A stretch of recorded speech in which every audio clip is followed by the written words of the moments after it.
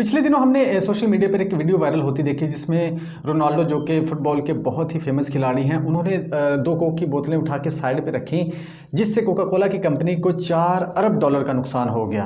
पहले ये वीडियो देखते हैं, उसके बाद इसके बारे में मज़ीद बात करते हैं।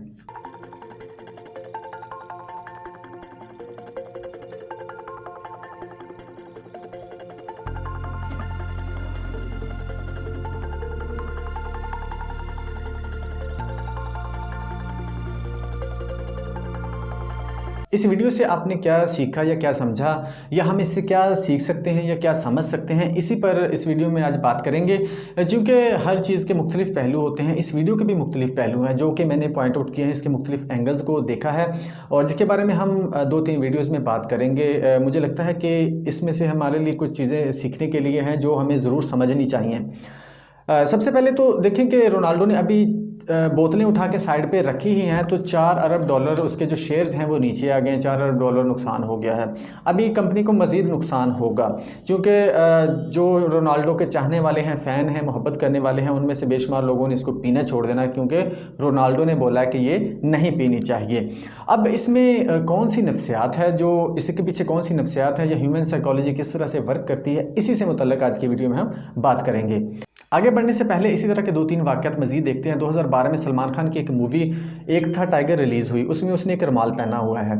जैसे ही ये मूवी रिलीज़ हुई तो पूरी दुनिया में लोगों ने इस रुमाल को, मफलर को या स्कार्फ को एक फ़ैशन के तौर पर, एक ट्रेंड के तौर पर पहनना शुरू कर दिया। हालांकि 2012 से पहले अगर कोई पहन के हमारे सामने आता था तो हम या तो उसको सीधा साधा बंदा कहते थे या फिर उसको मौलवी डिक्लेयर कर दिया जाता था। इसी वजह से लोग उसको पहनना भी पसंद नहीं करते थे।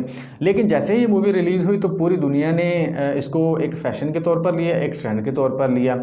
यानी कि उस बंदे के अंदर, उस बंदे की पर्सनैलिटी में इस कदर पावर थी, इस कदर असर था कि उसने लोगों की सोच पर असरअंदाज होकर पूरे के पूरे ट्रेंड को चेंज करके रख दिया। आखिर इसके पीछे कौन सी नफ्सियात है, किस तरह से ह्यूमन साइकोलॉजी इस पर वर्क कर रही होती है। इसी तरह से आगे बढ़ते हैं। एक दफ़ा पाकिस्तान के वज़ीर-ए-आज़म इमरान खान की जहाज़ में एक किताब पढ़ते हुए फ़ोटो वायरल हुई। जैसे ही ये फ़ोटो वायरल हुई तो लोगों ने उस बुक को, जिसका नाम अनारकी था, धड़ाधड़ ख़रीदना शुरू कर दिया। इसी तरह से कुछ अर्सा पहले जो एक तुर्किश ड्रामा है, इमरान खान ने ऐलान किया कि इसको पीटीवी पर चलाया जाएगा और उन्होंने अपने लोगों से बोला कि आपने भी इस ड्रामे को देखना है। तो आप यकीन नहीं करेंगे कि 20 दिनों के अंदर 20 लाख से ज़ायद लोगों ने पीटीवी के उस चैनल को सब्सक्राइब किया और बाद में इसमें मज़ीद इजाफा होता चला गया और आज इस चैनल के जो सब्सक्राइबर हैं वो 14.5 मिलियन यानी कि 1,45,00,000 हैं, जबकि इसका जो ओरिजिनल चैनल है पीटीवी होम, उसके 7.5 लाख सब्सक्राइबर हैं। आखिर इसमें ये क्या चीज़ है, इसमें कौन सी साइंस है, कौन सी नफ्सियात है, क्यों ये लोग इनको फॉलो करते हैं, क्यों लोग इनकी बात मानते हैं, क्यों लोग इनके ज़ेरे असर होते हैं। इसको बोलते हैं पावर ऑफ इन्फ्लुएंस, किसी की असरअंदाज होने की पावर ऑफ इन्फ्लुएंस।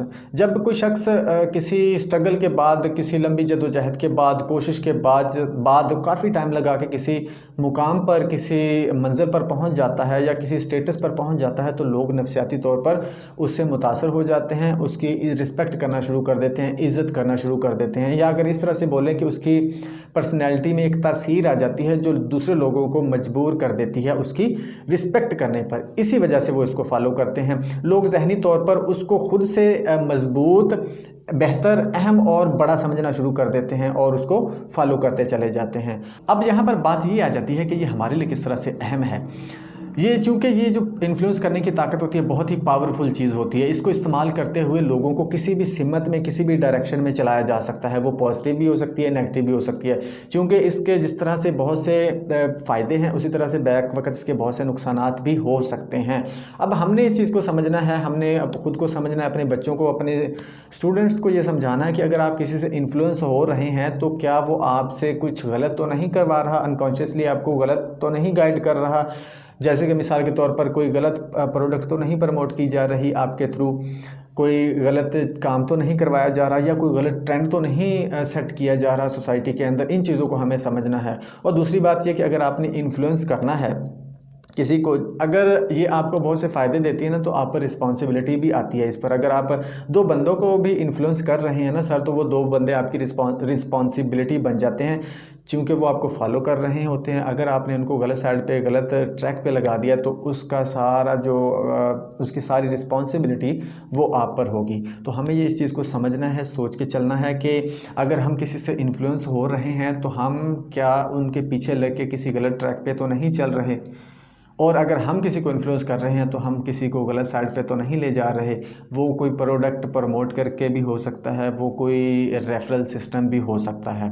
आज के लिए इतना ही। अगली वीडियो में हम देखेंगे कि वो कौन से नफ्सियाती पहलू या रीज़न्स होती हैं जिसकी वजह से लोग किसी को फॉलो करते हैं। आज के लिए इतना ही, मिलते हैं नेक्स्ट वीडियो में, तब तक के लिए अल्लाह हाफिज़।